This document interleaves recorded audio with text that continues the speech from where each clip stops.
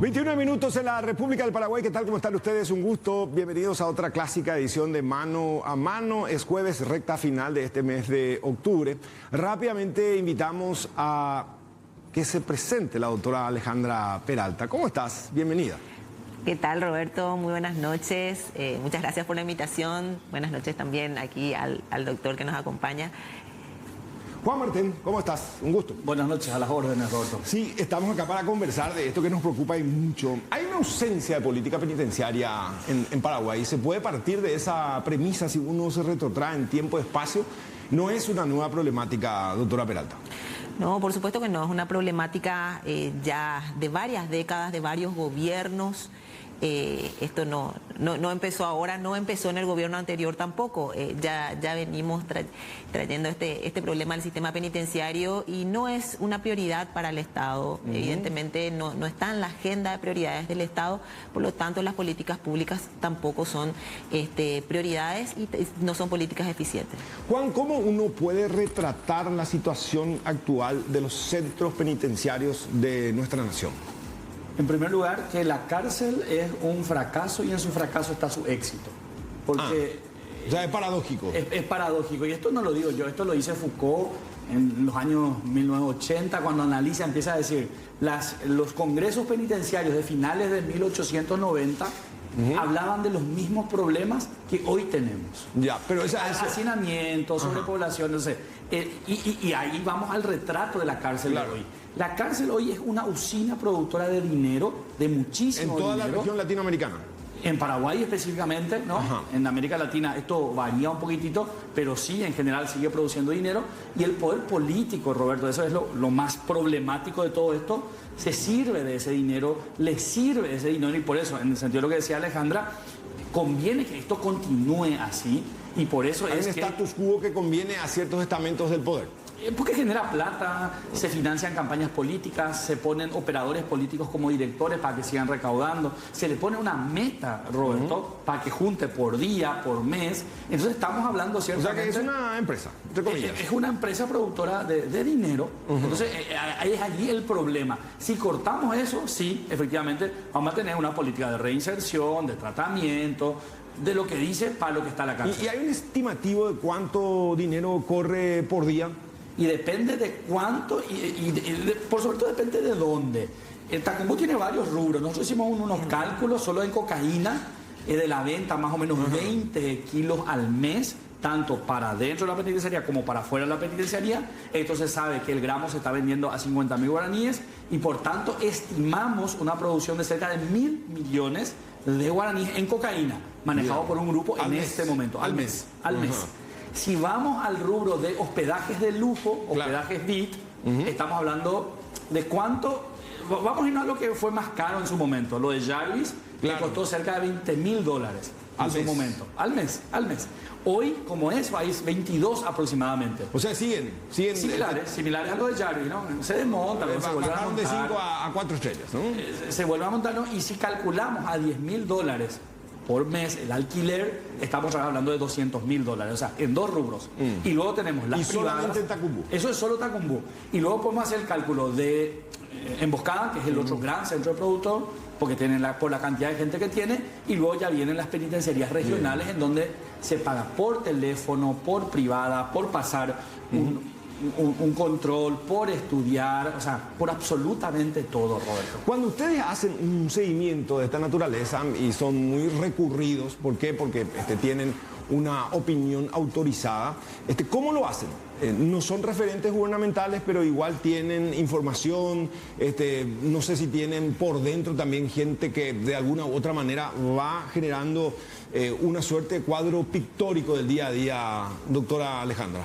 Sí, realmente es un poco de todo, ¿verdad? Es la experiencia, es también la academia, se van conjugando un montón de cosas que hace que podamos sentarnos y hacer un análisis de la problemática, pero por sobre todo, Roberto, recogiendo un poco lo que decía Juan, Cuando tenemos un problema recurrente y vemos que nos está tomando una solución, ¿verdad? Ya no podemos hoy decir al Estado no le importan las cárceles porque no le importan los presos, porque no son votos. Finalmente son una población que no les interesa porque están allí encerrados.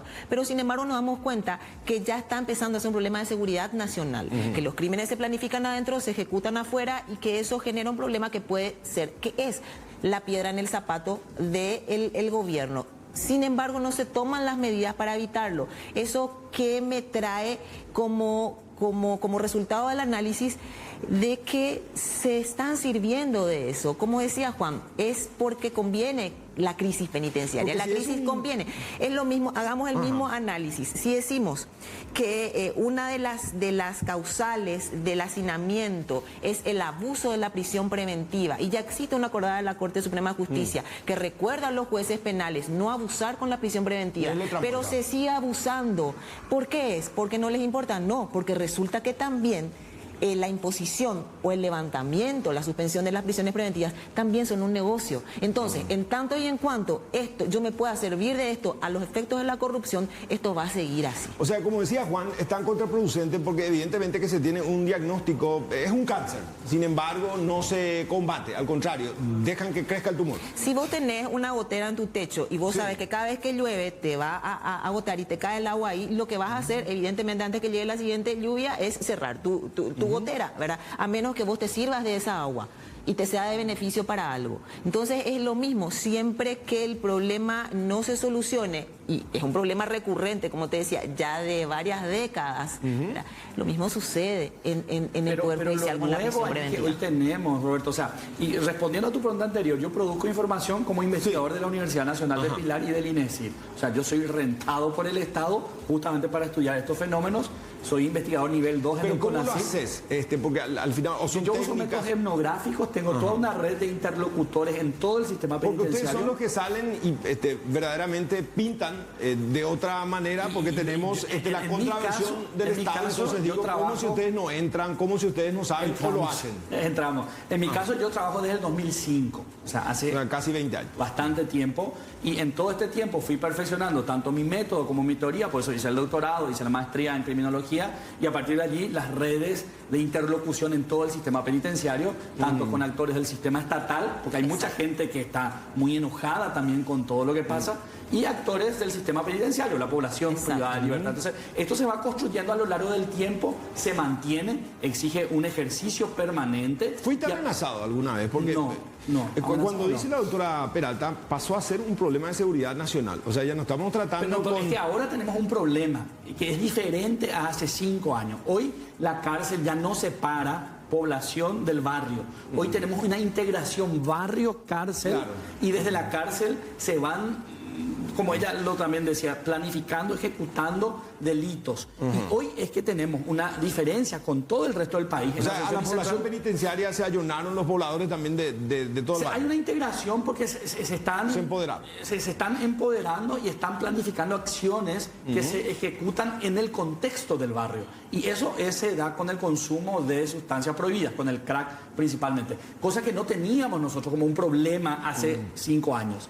Tampoco éramos un centro de distribución de cocaína hace 5 años. O sea, era diferente la realidad. Hoy sí, la cárcel, Tacumbú como un símbolo de integración, cárcel, barrio. Por eso es que cuando hay un problema en Tacumbú, la gente viene. Hay mucha gente que viene, se esposa, recordarán aquel muerto que vinieron a velarlo en Tacumbú. O sea, nos está dando signos alarmantes. No, y en San Pedro, cuando se declaró la alarma, era que descabezaron no sé a cuántos internos, ¿no? En el 2019 a 10 personas. Entonces, pero esto fue creciendo, pero las autoridades públicas prefirieron seguir recaudando dinero antes que solucionar el problema. Pero hoy tenemos problemas de consumo problemático en todo el departamento central. Asunción y Central tienen sus índices delictivos en aumento. Tenemos más homicidios en Asunción y Central, a diferencia de todo el país. Cuando en todo el país baja, acá está subiendo.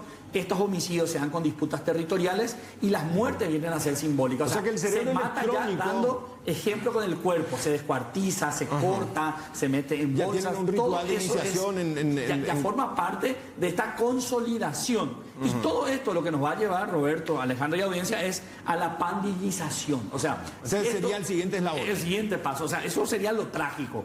Cuando en los barrios, en las comunidades, empiecen a haber grupos de personas, jóvenes por sobre todo, que tengan ya lo que se llama en criminología una carrera delictiva. Claro. O sea, El Salvador es un ejemplo, ¿no? todo ese tipo de cosas. A eso vamos si es que esto no se soluciona de raíz. Antes de preguntarles y cómo hay que encarar, y Alejandra, que es especialista en derechos humanos, ¿cómo se desarrolla ese concepto ante este tipo de extremos? Una población que evidentemente viene ya alienada. Entonces, finalmente, si el Estado perdió soberanía, ¿cómo se puede reivindicar el derecho de aquel interno que pretenda reinsertarse, pero que a veces cae víctima otra vez de sus propios padres que le exigen a que sea parte del mismo sistema que hoy ha permeado absolutamente al sistema en sí, en general? Bueno, es bastante compleja realmente la pregunta y bastante compleja también la solución, ¿verdad? Porque tenemos dos cuestiones en tu pregunta, Roberto. Por un lado, el trabajo de reinserción que se da en personas condenadas. Nosotros en Paraguay en nuestras cárceles tenemos una mezcla de personas procesadas con personas condenadas. Las personas procesadas son un 65%, entonces es muy poca mi población condenada, son apenas 5.500 personas sobre quienes no puedo trabajar eficientemente porque tengo una superpoblación de personas que están procesadas, que no están condenadas, que no pueden ser sujetos de los programas de reinserción porque no están condenados, son procesalmente inocentes. Claro. No pueden reinsertarse. Ok, entonces allí ya se produce el primer problema. En segundo lugar, también hablamos de la prohibición del empleo de torturas o de malos tratos, ¿verdad? Que no se puede. ¿Por qué? Porque como sociedad, cuando nos pusimos de acuerdo en el 92 y celebramos un pacto constitucional, lo que cedimos a cambio de nuestra seguridad, de nuestros bienes, de nuestra vida, es nuestra libertad, ¿verdad? Nos pusimos de acuerdo y dijimos cedemos hasta nuestra libertad, no nuestra integridad física, no nuestra integridad psíquica. El Estado no puede intervenir sobre eso porque no cedimos eso, cedimos solo nuestra libertad. Entonces allí es donde el papá Guazú, el Estado, tiene que realmente poder actuar sobre esa población sin tener que echar mano a la tortura, a los malos tratos, a los tratos humillantes y denigrantes, o dejarles sin comida, o hacer cuestiones que atenten contra esas normas básicas que no cedimos. Que habla Alejandra es central, Roberto, porque la actitud de la persona condenada es absolutamente diferente. Es como cuando te dicen a la procesada. Es como cuando te dicen, tranquilidad que tiene el condenado, porque ya sabe, va a estar 10 años, 15 años, 20 años, va restando. Entonces se predispone de una manera diferente. Entonces vos no podés trabajar en programas de reintegración social cuando 10 están procesados y 5 condenados en un mismo espacio. Con el último motín dijeron que que fue después ajusticiado, le exigieron a que suba arriba a hacer de vigía. Él se negó porque creo que tenía que agotar 3-4 semanas y salía por buena conducta. Claro. Sin embargo, le dijeron, si no haces, te matamos. Y él no sabía, estaba en la encrucijada y le costó la vida. Y es un mandato constitucional, o sea, y esa es una revolución que necesitamos hacer en el sistema penitenciario y que no nos va a costar plata. Separar a los que están condenados, son 5.000 en 17.000 personas, se pueden incluso alistar espacios, se pueden usar espacios de los militares que tampoco están siendo muy útiles en varios lugares. Entonces, usemos espacios territoriales. O sea que falta una determinación política. Decisión política. Cuando Alejandra dijo poder, y me quedé en eso, el Estado sigue ejerciendo jurisdicción en los penales. Sí, ha perdido, hoy, ¿no? Mientras nosotros estamos hablando con 2.700 presos que hay en Tacumbú, aquí a 15 cuadras, hay 12, esta noche 12 presos, 12 guardias. 12. Sí. Y de eso puedo presuponer que 6 trabajan luego para ellos, ¿no? Es casi seguro que haya una connivencia. 6 nos quedaríamos cortos. O sea, porque también es una cuestión de subsistencia. Porque en realidad hay amenazas, hay coacción, o sea, hay un montón de elementos que determinan que vos estés o no estés. ¿Por dinero o por amenaza? O por amenaza. Entonces, y recordarás muertos. En Pedro Juan hubo muerto guardia cárcel. En San Pedro fue ajusticiado otro guardia cárcel. Aquí en Asunción fue ajusticiado otro guardia cárcel. En Luque hace poco atentaron contra uno de los grandes emblemas del sistema penitenciario. Entonces, estamos hablando de una población altamente pero hay muchos que se vulnerable. preguntan, ¿atentaron porque era parte del sistema o porque demasiado bien hacía su trabajo? Bueno, y esas son cosas que tenemos que saber. Ahora, si yo soy presidente de la República, ¿por dónde tendría que empezar? cumplir la ley. O sea, lo que necesitamos es cumplir la Constitución, empezar pero una eso es muy genérico. Si no, yo le digo, separación progresiva. Yo le tuve ahí a Barcini y me dijo, yo en 3 meses voy a resolver esto. Mentira. Y yo le miré de reojo porque la época en que era reportero, hace 25 años, Mentira. han pasado tantos ministros y todos tenían la varita mágica. Y así seguimos y ustedes dijeron Así que empeoramos incluso, ¿no? Empeoramos, porque en realidad lo que se necesita es un plan a mediano, a corto y a largo plazo. Cuando te dicen hay nuevos presidios, ¿es la solución?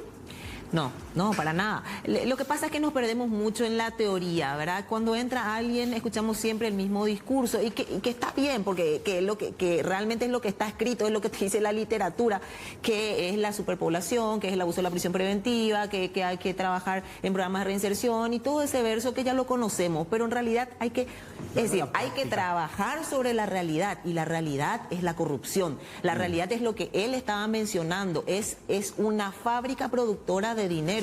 Nosotros, recordarás, Roberto, que se llegó a encontrar el laboratorio. ¿Cierto? El laboratorio. Sí, pero de que pornografía se infantil. Y de pornografía infantil. Sí, totalmente. Hay una persona que está condenada. Entonces, empecemos con sacarle a los condenados y llevándolo a un lugar. ¿Por qué no empezamos con ¿cómo eso? si quisieron sacar y ahora justamente decían que cada tanto y que se vaya desagotando afecta justamente a este sistema, a este establishment? O sea que si hoy se plantea un habeas corpus, es probable que no puedan presentarle a Rotella, por ejemplo, ante la justicia, porque dice que él tiene 8 anillos de seguridad y nadie se anima a entrar a buscarlo. Tienen 1000 personas ¿Es así? y les da tortilla a la mañana, les da crack a la Cocido, tarde, juegan allí, o sea, tienen mucho dinero, o sea... Pero no empecemos con Rotella, empecemos con la gente que quiere Pero salir de ese justamente espacio. eso se dijo, ¿por qué no sacamos 100? Y dice que no van a tocar al contrario, tienen que sumarle. Y no a 100 mandemos más gente. O sea, hay demasiadas formas de empezar. Todos los días se está mandando gente a la cárcel. ¿Y por qué no se le manda a esa gente a otro espacio? Porque en la medida que le vamos mandando gente a Tacumbú, a Rotella, Rotella es el que quiere poder. Exacto. Porque él es el que cobra Así por mismo. el ingreso, él es el que cobra por el espacio. Cuando nosotros llenamos los noticieros, justamente ya vemos nomás el resultado. O sea que la inseguridad. Famoso decimos, ¿es víctima o victimario el pobre pibe que viene adicto, víctima del narcomenudeo? Y finalmente hablamos de la reinserción, de la posibilidad, pero lo que el ciudadano común te exige es que se lo aprese, que se lo lleve a Tacumbú o a donde sea. Sin embargo, ustedes dicen que desde Tacumbú, ahí está el cerebro electrónico y ya sencillamente hablamos de las consecuencias en las calles. O sea que hay que socavar el sistema y después vemos qué hacer con los que... Hay que mantener, contener, no vamos a ir a chocar y a soltarla a todos tampoco, pero tiene que ser una cuestión progresiva, inteligente, en que el statu quo no se rompa, pero que efectivamente se vaya debilitando y finalmente... Hay que ser más vivos que ellos. Hay que desarticularlo. Y entender... No puede ser que el Estado paraguayo se arrodille frente a Rotella. Pero estamos unos arrodillados hoy. Ahora sí. Ahora sí, completamente. Completamente, sí, una de las cosas que pidieron entre lo que habían solicitado para levantar su motín era justamente que se abra de vuelta Tacumbú y que se permita el ingreso de más personas, ¿verdad? Le escuchamos a nuestro viceministro negociando con él y diciendo, te pido encarecidamente, te pido por favor encarecidamente. Entonces, evidentemente, estamos arrodillados ante el crimen organizado. Insisto, si ustedes son convocados mañana, yo soy el presidente, le digo, Juan Martín, presentame, ¿por dónde tengo que empezar? Doctora Peralta, ¿qué tengo que hacer? Yo estoy determinado a potenciar una política que Yo me permita... sentaría a hablar con el Ministerio Público y con el Poder Judicial, porque son los que determinan dónde van a la cárcel, y empezar un sistema de integración de un sistema penitenciario, ir convocándole a condenados para trasladarlo a un espacio. Así de sencillo es, Roberto. ¿Y cuánto tiempo llevaría si es- uno hace una proyección? Ministerio del Interior, porque vos tenés, una de las cosas que mencionaste también es ese ciudadano Sí, común que te exige resultados en la calle, que dice, yo quiero que ese pirañita que me Sí. entra, que ella me entró 4 veces Me a rompió robar el en mi vidrio, me robó un negocio, campeón. que lo lleven preso, porque viene, me roba mi despensa, me roba mi casa, me O se llevó fue- mi se gallina. fue a las comisiones vecinales, lo garrotean, el tipo se despierta después. Y sigue le lo vemos mismo. cada vez que ponemos cámara de seguridad, rompen todo y se Sí. van ahí a, Porque poner es enfermo. a vender chespi en la plaza. Entonces también es necesaria la presencia del Ministerio del Interior a los efectos de trabajar en seguridad ciudadana. Pero por sobre todo, como Ministerio del Interior, convocarle a todos los líderes de opinión, periodistas estamos diciendo, de todos los sectores, contarle el plan. Primero, tener un plan, contarle el plan, pedir la colaboración. No se percibe un plan a... No hay un plan, es que no hay un plan. O sea, se le pidió hace varias veces a Riera, él no presenta, y los periodistas y las periodistas y los medios de comunicación tienen que ser actores principales de la Ser construcción parte de la no seguridad. solamente de la crítica, No, sino tiene que también ser de la parte de la solución. solución. Porque la criminología mediática es lo que construye la imagen del delito y delincuente que existe. Y los periodistas no es que sean malos, sino que necesitan información para poder producir y reproducir. Y eso, ¿cuándo se dio que un ministro se siente en una mesa de diálogo con actores y líderes de opinión? ¿Conoces? ¿Te invitaron a vos alguna vez? Al menos en los Y bueno, últimos en 20 años no. Entonces, eso forma parte del fracaso de nuestro O sea plan que de tendría se que llama- ser parte de la estrategia. Obvio. Hacemos una pausa. A la vuelta, porque tenemos muy poco tiempo, en el segundo, tercer bloque vamos a hablar también del Noviembre Azul, que está ahí a la vuelta, con una especialista, uróloga. Pero van a tratar entonces de decirme si es que hoy nos encara una cirugía mayor, que es lo que nos espera para el 2024 y la proyección de lo que le resta de mandato al presidente Peña. Ya volvemos.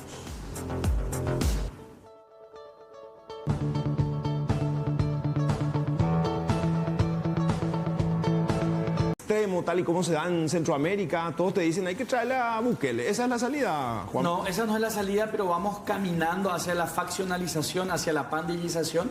Y esto cuando se convierta en lo que se llama delincuencia extractiva, Roberto.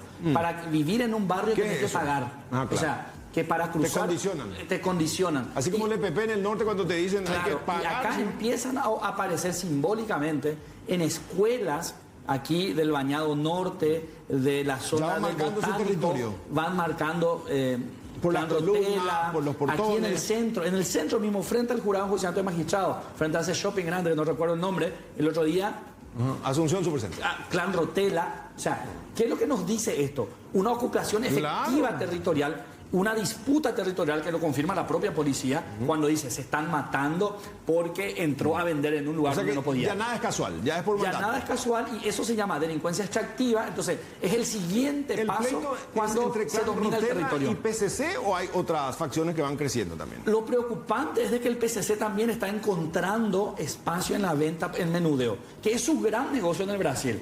Nosotros nomás acá teníamos la imagen, o sea, la experiencia nuestra, porque hay varios PCC, es de acá se dedicaban al gran narcotráfico, pero pareciera que están también mudando al pequeño microtráfico. Claro, así como hacía Escobar Gaviria, si vendemos en grande, porque no podemos vender también al menudeo, ¿no? Y tal vez porque, claro, San Pablo tiene 45 millones de habitantes, nosotros todo el país somos 6, pero igual somos negocio en 3 millones de habitantes aquí en el departamento central. Entonces, se están dando esas mudanzas. Poderoso es el Rotela, así como dicen, que en el fondo tiene una mesa de billar que se rodea de sus capangas y que él desde ahí articula, tiene teléfono, internet, todo. Todo. Gallos, perros, gente que le cuida. O sea que al final está más seguro ahí que afuera. Por eso no sale.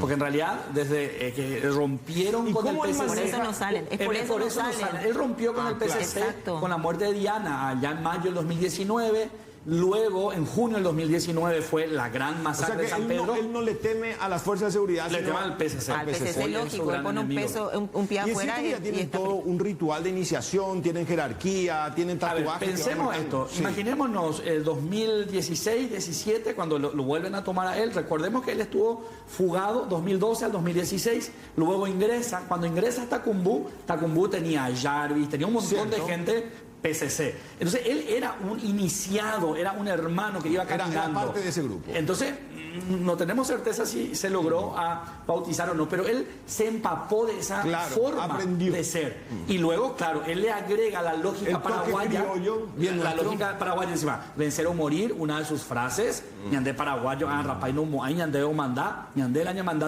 Entonces, así fue logrando que hoy tiene 7.000 personas. O sea, muy astuto el tipo, ¿no? O sea, muy astuto el tipo. 7.000 adherentes En 17.000. en la red. Exacto. Y En dijeron 17.000. que aparte de tenerle a sus sicarios, de sus gatilleros, tiene brigada de abogados. Claro, de eso es médicos. adentro. Tienen un equipo jurídico que le Claro, llaman. sí. Llaman, extorsionan y amenazan incluso a víctimas de violencia Que doméstica. ella se y dedica tal. también a la usura, tiene su brazo Tiene financiero. lince, adentro tiene sus lince. Ah, también. Le llama lince, o sea, son personas entrenadas, capacitadas para hacer cumplir su voluntad y su ley, y que incluye desde garroteada a muertos. Recordemos que esto en el operativo Chacal, el fiscal Isabel Ferreira documentó en su Cierto. momento. Entonces, no estamos hablando de presunciones, estamos hablando de hechos De hechos concretos concretos. que el Estado paraguayo tiene documentado. Entonces, la pregunta es, ¿por qué le sigue tolerando? Esa es la pregunta. ¿O será que los 2.000 millones que genera se quedan gran parte del Estado? Una de dos, o son tan chambones, porque Barcini encaró mal la casa, porque todo cuanto él dijo es lo que vos estás diciendo, ¿verdad? Pero le puso a los militares que quiso quedarse con el negocio, parece. O sea que, y anteriormente eran los... Y por eso, incluso los guardias cárceles se enojaron con él. O sea que es una puja de cajero nomás. No, era para cambiar, parece precisamente, ¿no? Ya. Ahora, insisto, ¿por dónde hay que empezar? Pues yo lo escuché muy sincero a Peña cuando dijo, es un problema que nosotros heredamos, vamos a tratar, le convoca a todo su Estado Mayor, a sus decanes, al jefe de inteligencia, o sea que parecía que se empezó a tomar en serio. Sin embargo, no hay unas señales claras. No hay pasa señales sencillamente claras. porque la ministra de Obras vaya a recorrer. No hay una mesa, no hay una mesa con el Poder Judicial, no hay una mesa con el Ministerio Público. Con el Ministerio de Salud. No hay mesa con el Ministerio de Salud, no hay mesa con actores de opinión. No puede ser que los directores de medios de comunicación no formen parte de esta forma de lo que se llama inseguridad subjetiva. ¿Qué dice Alejandra la experiencia de otros países? Pues supongo no somos, en el proceso de maduración social, supongo el Brasil ya atravesó por esto. Por sí, no, categórico. Brasil, Perú. De hecho, existen muchas sentencias de la Corte Interamericana sobre temas penitenciarios contra los estados americanos, ¿verdad? Por violación a un montón de derechos en cárceles súper emblemáticas, el caso de Carandirú que tuvimos, el penal Castro en Perú también, donde ocurrieron cosas terribles realmente, donde incluso mujeres estaban privadas de libertad conjuntamente con hombres, es decir, ya se vio de todo en el continente, pero en lo que respecta a la superpoblación de personas no condenadas, Paraguay está, digamos, puntero. Somos cuarto en el mundo, primero en Latinoamérica, o sea, y eso forma parte del problema. Cárceles, ahí hay que llevarle ya a los condenados de manera a trabajar diferente. ¿A quién hay que llevarle y con qué? Claro. Lo que no se puede hacer es que la cárcel sea un depósito de seres humanos. Claro, y tiene que haber inteligencia, como es ahora. Tiene que haber inteligencia en la distribución. Los delitos sexuales por un lado, delitos contra la propiedad por otro lado, delitos violentos por otro lado, drogas, delitos contra la salud por otro lado. O sea, y que no se te ocurra mezclar personas del Clan Rotela con personas del PCC porque se matan entre ellos. O personas que están procesadas por delitos sexuales en pabellones del PCC porque lo matan, ¿verdad? Es decir, también ellos manejan códigos que no reciben personas que fueron procesadas por violaciones. El gran poder hoy es el teléfono. No podemos tener un lugar donde no haya señal. Y esto es siempre el inhibidor de llamadas, pero después te dicen, no, ya no funciona igual. Y hagamos una cárcel en un lugar donde haya cobertura. Tampoco funciona el escáner para ingresar a la cárcel. Cuando te dicen algunos, no, yo es Chaco en la jungla. Pero que Chaco no es la jungla. O sea, lo que necesitamos es una infraestructura en donde no haya señales, donde en la licitación se puede poner personal, ¿saben? Acá no va a haber señal, ustedes se encargan de eso, no yo he estado, y es muy fácil. Pero vos llegás a cualquier centro penitenciario y tu señal 4G está ahí. Está mejor que nunca. Mejor que tu casa. Se tiene wifi, se tiene todo y se contrata. O sea que no hay determinación. No hay voluntad política, la cárcel es un negocio y tanto en cuanto siga siendo un negocio de políticos, va a seguir siendo así. O sea que cuando todo parece normal en una cárcel es porque efectivamente estamos muy mal. Muy bien. Porque estamos, evidentemente. Es así mismo. Bueno, y si es que hoy no se toma una medida drástica, tenemos 5 minutos para redondear la idea. Pasamos a ser como en Centroamérica. Una delincuencia extractiva criminológicamente hablando, porque este grupo, Rotela, adquirió tanto poder que no solamente controla hoy Tacumbú, sino que tiene su segundo y tercero al mando, están en Pedro Juan y San Pedro respectivamente, ya están insertándose en esa capilaridad de lo que es lo social y está empezando a explorar otras formas de criminalidad y de recaudación que ya va a salir de la gente. Como cualquier empresario, en la diversidad está... Totalmente, entonces es un empresario en Tacumbú. El plata fue lo que busca. Yo le pregunté al ministro y me dice, no pasa por sacarle nomás a Rotela de ahí, porque ella tiene su segundo, su tercero, su cuarto al mando. Es lo que decíamos. Como cualquier organización. En distintos lugares. O sea que él tiene sus satélites. En distintos lugares, o sea, en todas las cárceles. ¿Y cómo maneja sus finanzas en el mercado negro? O sea, como cualquier narcopolítico también. Mandar giro a la cárcel, Roberto, es lo más fácil. De hecho, con nuestros interlocutores nos manejamos con giros. Y el guardiacárcel es el que recibe y es el que va y da. O sea, es muy sofisticado el sistema. Y cuando aparecen los guardiacárceles y ponen cara de inocente y nosotros somos víctimas, no somos reivindicados nuestros derechos, son víctimas, eso también. Claro que son víctimas. Ganan 2 millones de guaraníes frente a un tipo que maneja 2.000 millones. O sea que el gran negocio para muchos sigue siendo Tacumbú. Claro. Es una industria sin chimeneas. Es una industria... Nunca me voy a olvidar, Roberto, una vez tuve una conversación en una de las cárceles, no recuerdo más dónde, con el líder del PCC en ese momento, que me había dicho una frase que se me quedó y que la recuerdo siempre: "O paraguayo tiene un cerebro pequeño". ¿Verdad? Así nos tienen ellos, ¿verdad? En ese concepto. Pero no, así que tan pequeño el cerebro de Rotela, parece. Pues, del gobierno, de los gobernantes, para con ellos, ¿verdad? Entonces, existen técnicas muy sencillas que no implican violación de derechos humanos, como por ejemplo, ni gastos, como por ejemplo, proveerles de un uniforme a todos. Claro. ¿Verdad? Eso no implica una violación de derechos humanos. Sin embargo, ¿qué es lo que trabajamos en la psicología de las personas privadas de libertad? Aquí todos somos iguales. No por pertenecer al PCC voy a ser diferente, ¿verdad? La comida para todos por igual, pero comida realmente que sea digna, no una comida que tengan que servirse en el resto de una botella de plástico, que vendía la carne, los presos y tomar del resto del puchero, ¿verdad? Sino una comida que realmente sea una comida, un plato digno. Comible, y que el estado de papel higiénico, jabón y de Entonces no voy a tener que recurrir a enlistarme al PCC para poder comer dignamente, para poder tener una zapatilla, porque es lo primero que reclaman, ¿verdad? O para poder tener luz en mi pabellón. Pero parece que hoy ellos ya perdieron la posibilidad de elegir, porque el PCC marca línea. Contábamos la historia de que le dijo, no, yo no quiero hacer 100 semanas. Claro, o sea que en ciertos espacios territoriales hoy encima el Estado construye Rotela y PCC según a qué pabellón te asignan. Si vos llegas a la cárcel y te clasifican, vos te vas a ir a este pabellón, de ahí hasta que te mueras vas a ser PCC. Entonces es una forma también de construcción de identidad, de sobrevivencia, y forma parte del problema. Bueno, Juan, doctora, muchísimas gracias. Da para 2, 3 programas. Ojalá en algún momento dado se patee el tablero sin violar los derechos humanos, pero por sobre todo reivindicando también la seguridad de cada paraguayo que espera que aquel preso alguna vez se reinserte a la sociedad, pero que podamos de alguna u otra manera no encontrar atajos a nuestro sistema, sino abordar con una estrategia de fondo, sobre todo realmente que se entienda que tomando decisiones como decir, de esta canilla ya no va a correr agua, ¿verdad? Por parte del presidente y de la Corte también, ¿verdad? Claro. De esta canilla de las prisiones preventivas ya no corre agua, realmente se va a analizar como debe ser. Entonces vamos a empezar hacia un cambio, pero trabajando entre todas las instituciones. No es solamente problema del Ministerio de Justicia, categóricamente. Roberto, quiero aprovechar para enviar un saludo a la gente de España que está viendo el programa. Ya es medianoche, seguro. Sí, ya más de medianoche están viendo el programa. Seguimos conversando. A la vuelta de la pausa, conversamos de Noviembre Azul, próstata. Atentos que en Paraguay mucha gente muere precisamente por no cuidarse.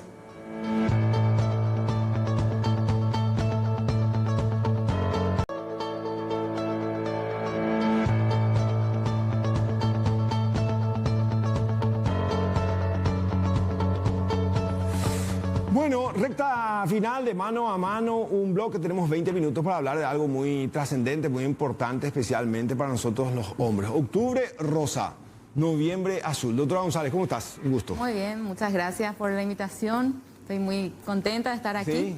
¿Su bebé cuánto tiempo tiene? Un mes. Un mes, así que le agradecemos que esté compartiendo con nosotros y felicidades. ¿Cómo hay que cuidar la próstata? Cuando hablamos generalmente ya saltamos los hombres porque ya se asocia con el cáncer. Sí, realmente no hay una forma para decir que hay que cuidarse de la próstata, pero sí hay que tener una vida sana. Todo lo que sea fuera de los límites está mal. Entonces tener una vida sana, todos los excesos están mal. Entonces, ¿grasa? ¿Afecta? ¿Alcohol? Sí, ¿tabaco? Grasa, alcohol, tabaco. Ahí también antecedentes familiares. Claro, cuando se dice antecedentes familiares, o sea que muchos ya venimos signados por el ADN de papá, del abuelo. Sí, así mismo, sí. Entonces si hay antecedentes de tíos, padres o abuelos, ¿verdad? Si hay antecedentes, entonces es recomendable los controles antes. ¿Y desde qué edad es recomendable hacerse ese tipo de controles? Y vos sabés que anteriormente se decía a partir de los 50 años. Cierto. Actualmente se está hablando de que hay escuelas que dicen a partir de los 40 años y otros dicen a partir de los 45. Realmente nosotros estamos tomando que a partir de los 45 años. 45. Y si no hay antecedentes, a partir de los 50 años. Y lo primero que te dicen, hablando mal y pronto, tomando un café o un tereré, no, yo no voy a dejar que me toquen ahí. ¿Por qué? Y realmente dicen nomás los muchachos. ¿En narguilería?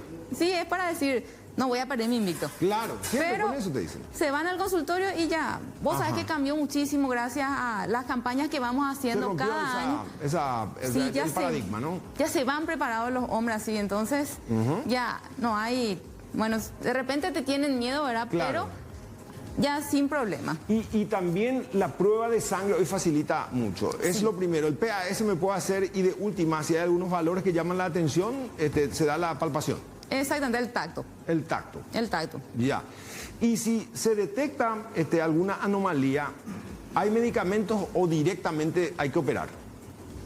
Y vos sabés que si es que estamos en estadio inicial, se puede controlar. Si vos decís, bueno, yo voy a ser un paciente regular y estoy en un estadio inicial que empieza recién. Por eso entonces, es importante el control. Claro, entonces si es en una etapa muy, muy inicial y es un hallazgo casual, por ejemplo, por el PAS, el análisis de sangre nomás, ¿verdad? Y el tacto es benigno, ¿verdad? No se nota, no se tacta nada, entonces se puede hacer un tratamiento expectante.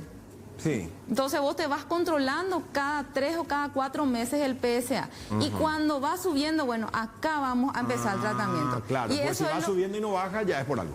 Claro, entonces es lo ideal llegar a hacer esos diagnósticos porque si llegamos tarde hace metástasis a hueso y es muy doloroso la metástasis a hueso. Los pacientes, impresionante cuando llegan sin poder caminar y le empezamos el tratamiento y después vuelven a caminar, pero ese dolor que ya tuvo es un sufrimiento que lleva el paciente y toda la familia. La familia, claro. Doctora, y es muy nuestro en el Paraguay porque tomamos nuestro folclórico tereré y generalmente algunos te dicen, no, tomale nomás, para ahí, cocú, yuyo, rompepiedras. No pasa por ahí, ¿no? Y no, realmente no. Pero es que sí o sí todos los hombres tienen que controlarse. Por más que tome todos los yuyos, igual. La próstata naturalmente crece nomás luego. Crece nomás luego. Por el transcurso del tiempo. Con el transcurso del tiempo, exactamente. Entonces, nosotros vamos controlando eso. Entonces, una próstata normalmente tiene 18 a 20 gramos. Sí, sería como una nuez. Una nuez. ¿Sí? Entonces, son dos deditos, así, dos pulpejos de dedo. Pero eso va creciendo y produce obstrucción. Eso es lo que nosotros también tenemos una mezcla. Tenemos una mezcla del cáncer de próstata y también el crecimiento benigno. Ya, cuando se habla de obstrucción es porque ya no puede orinar bien el paciente. Exactamente, regularmente el paciente empieza a la noche, si pueden controlar con sus familiares, si se levanta varias veces a la noche a orinar y el chorro es débil, se esfuerza para empezar a orinar, entonces o le apura, se va corriendo. Muchas veces los pacientes están en el colectivo o están manejando y se tienen que bajar corriendo a cualquier parte para orinar porque le apura, porque ya no está orinando todo. O sea que no se puede atajar. No se puede atajar. ¿Y eso por qué es? Y es por los problemas de la obstrucción. Pero algunos muy jóvenes ya pasan por ese problema. Y realmente a partir de los 50 años. 50. Sí. Y cuando el diagnóstico es operarse, Sí. ¿se tiene que abrir sí o sí o ya está una tecnología que permite de alguna manera encarar de otra forma ese procedimiento? Vos sabés que hay tratamiento, hay 3 formas de tratamientos curativos. Puede ser la cirugía. Si nosotros llegamos a una situación de que es un hallazgo casual, el paciente no tiene o tiene pequeños síntomas urinarios, se puede hacer radioterapia y hay otro tratamiento que se llama braquiterapia que acá en Paraguay no se hace, pero los pacientes se van a Argentina y se hacen y tienen muy buenos resultados. ¿Braquiterapia qué es? Es una forma de radioterapia que son como semillas que se inyectan dentro de la próstata y produce la disminución de esta próstata tipo uva pasa, que es así, achicharrado. O sea, ¿qué es lo que se mete? Son semillas radioactivas. Ah, semillas radiactivas. Y es espectacular el resultado. O sea que se está usando mucho esa técnica. Se usa o la radioterapia que acá se hace bastante bien, o la cirugía. La cirugía. Cuando uno pasó por el quirófano, cortan, sacan la próstata. Sí. ¿Y cómo queda el hombre? Lo primero que te dicen, ¿ya no voy a tener erección? Depende. ¿De qué? ¿De qué le operamos? Si le operamos del cáncer de próstata, puede haber complicaciones de la cirugía. Hay posibilidad de que tenga impotencia sexual y también incontinencia urinaria. Ya. Puede tener erección, pero la eyaculación ya no es la misma. Ya no es la misma. Exactamente.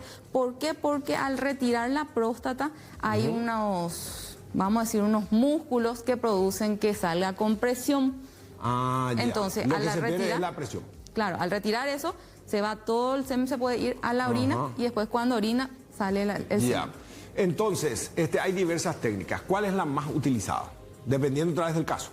Sí, en el cáncer de próstata tenemos varias cirugías. Ahora actualmente se está haciendo también ya la robótica acá en Paraguay. Ahí podemos compartir, por favor, a pantalla llena, ahí, de hecho, muestra para ilustrar un poco y que la detección se hace primero con el PAS. El PSA. Sí, el PSA, que es muy sencillo, un análisis de sangre, común y corriente. Si un valor, no sé, se dan variables llamativas, ahí sí se apuesta al segundo paso, que sería Se puede hacer el tacto y se hace la biopsia. la biopsia, claro.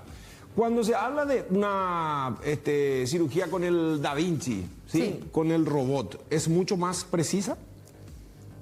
Vos sabés que depende del operador. Ah, otra vez.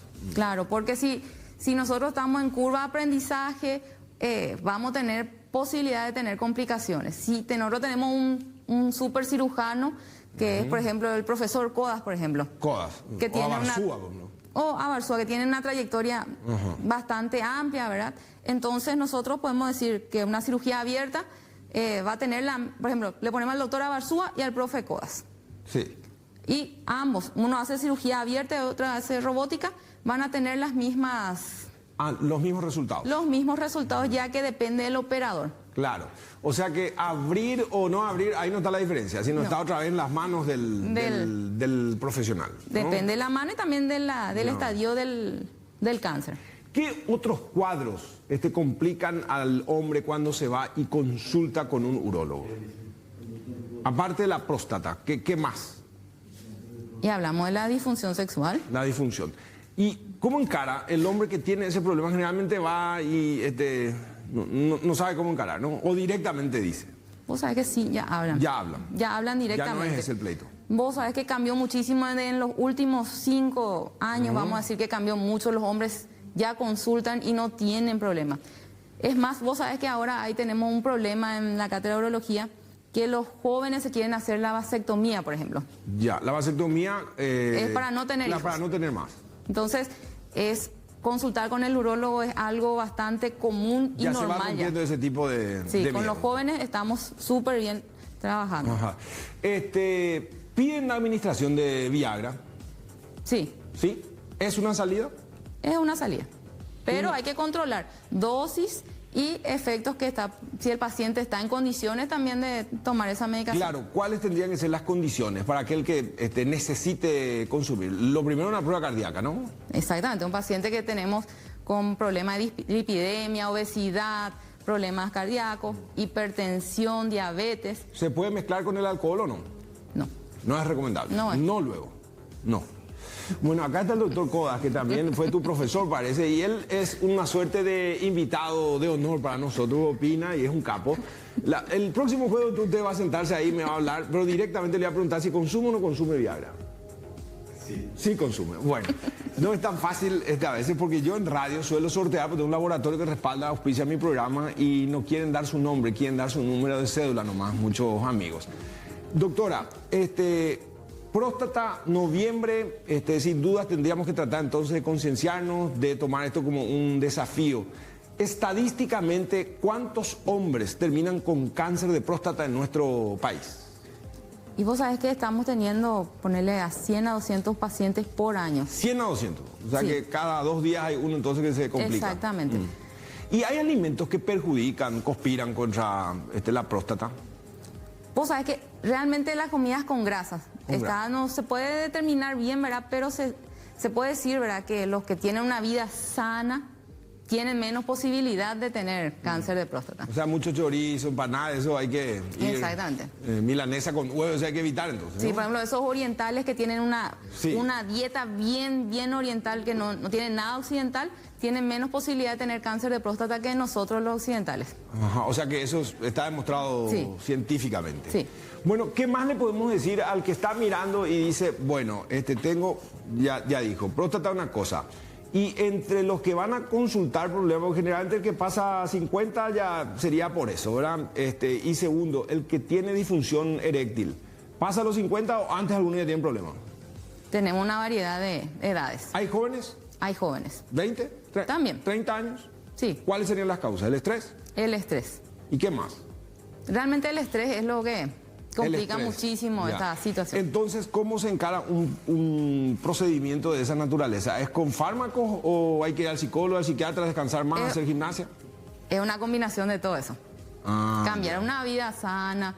Realmente tenemos que los jóvenes no duermen mucho, farrean mucho, mucha vida alcohólica, el vapeador, fumar. El vapeador. Y es cierto que muchos jóvenes, porque ya se sienten impotentes sexualmente por ese grado de estrés, por el alcohol, el tabaco, el vapeo, ¿ya toman Viagra también?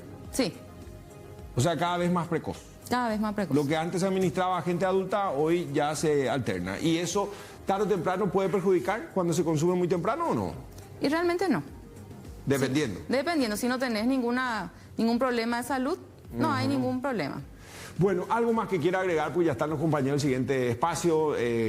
Creímos oportuno, de hecho, hablar de esto, la salud de nuestra población, con las mujeres, insistimos, el cáncer de mama, los controles permanentes y nosotros los varones, entonces que tenemos que romper el miedo, dejar ese tabú y someternos a los controles, ¿no? Así mismo, entonces recordar siempre que noviembre es noviembre azul, para hacer recordarle al hombre que tiene que controlarse una vez al año. Si sos doctora, sos uróloga, ¿por qué querés ser abogada también ahora? Porque también soy médico forense. Ah, también. Ah, pues sos muy joven para tantos títulos. ¿Sí? Felicidades, doctora. Muchas Sí, gracias. gracias por compartir con nosotros. Hasta aquí esta super edición de Mano a Mano. Doctor Codas, ¿puede repetir? ¿Consume o no consume? ¿Le pueden dar un primer plano al doctor Codas, por favor? Venga, doctor. ¿Sí? Me gusta su lazo rosa. Ay, espere, acá le vamos a colocar el micrófono y vamos a hacer una entrevista ya particular. ¿Sí? ¿Consume o no consume Viagra, doctor? ¿Sí? Ahí, allá está la cámara. Y si es necesario, ¿cómo que No, si es necesario, me está eludiendo la pregunta, doctor. ¿Consume o no consume? hace años como galleta Coquito? Ah, ahí está, esa es la respuesta. Y bicho, pero es lo mismo, ¿verdad? ¿Cuál es la diferencia entre Tadalafil y el otro cómo era? Bueno, el Viagra fue el primero, después salieron los derivados. Sí. Y después está la Vardenafil, que tienen... El sildenafil tiene un efecto de choque que dura 4 horas. A la pucha. Y a veces produce un poco de cefalea. Ah, claro, marea. En cambio está la fila. Coloración de la piel. 36 horas. Ah. ¿Cuál es mejor, doctor? Por las dudas, digo. La pareja. Bueno, me gustó eso. Mi papá decía eso, que en paz descanse. Bueno, será hasta el próximo jueves. Muchas gracias y buena suerte.